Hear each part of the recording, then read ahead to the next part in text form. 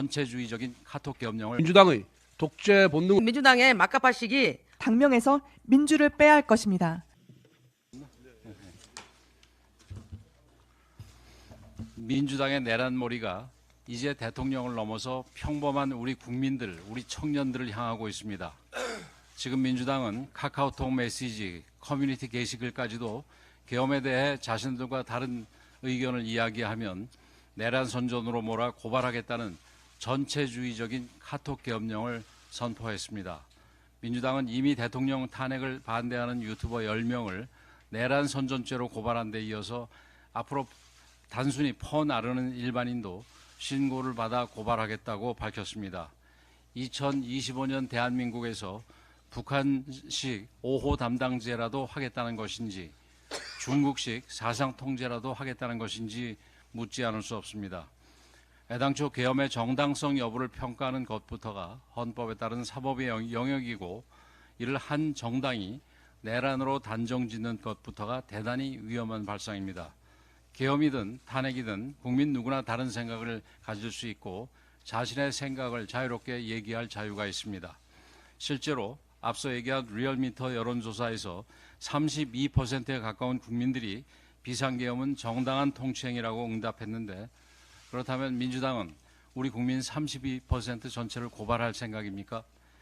자신들의 마음에 들지 않는다고 내란 선전범으로 모는 발상 자체가 공산당식 대국민 겁박이며 입틀막을 넘는 폰틀막의 다름 아닙니다.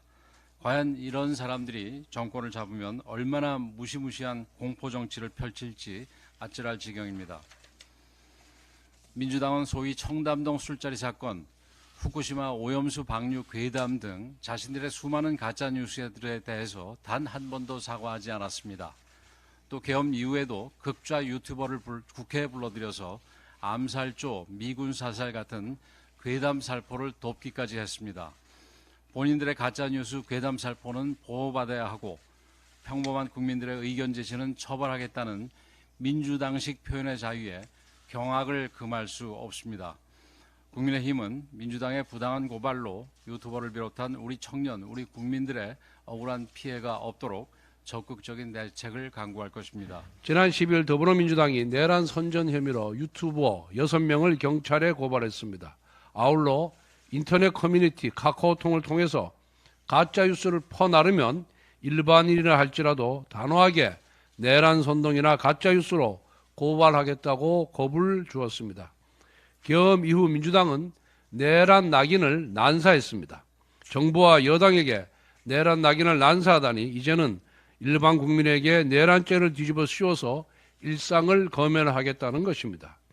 이것은 민주당에게 동의하지 않으면 모두 내란으로 엮어버리겠다는 대국민 협박이며 헌법상 검열금지 원칙을 정면으로 위배하는 위헌적 발상입니다. 무엇보다 민주당은 내란을 운운할 자격이 없는 집단입니다. 민주당은 지난 총선에서 내란 선동 혐의로 처벌받은 통진당 이석기 후예들과 선거연합을 했습니다. 이처럼 실제 내란 세력과 정치적으로 유착된 민주당이 내란죄를 목놓아 외치고 있습니다. 정말 가소로운 부조리 극입니다. 이번 카톡 검열 발언은 민주당의 독재 본능을 여실히 보여준 사례입니다.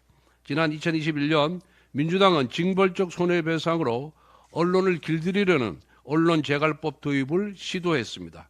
최근에는 자기 입맛에 맞지 않은 지지율을 발표하는 여론조사 기관을 고발하겠다고 겁박하기도 했습니다. 이처럼 민주당은 언론사, 여론조사 기관에 이어 결국 국민의 입에도 재갈을 물리려고 하고 있습니다. 이재명 세력이 야당일 때도 이 정도인데 만에 하나 집권하면 독재적 행태는 더욱 극단화될 것이 확실합니다.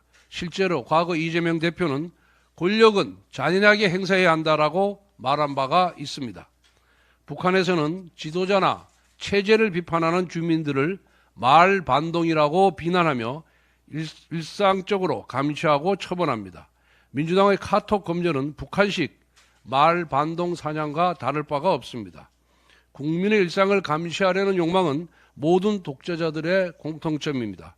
로베스피에르, 스탈린, 목택동 같은 독재자는 인민의 적이라는 낙인을 휘두르며 국민을 통제하고 공포정치를 자행했습니다.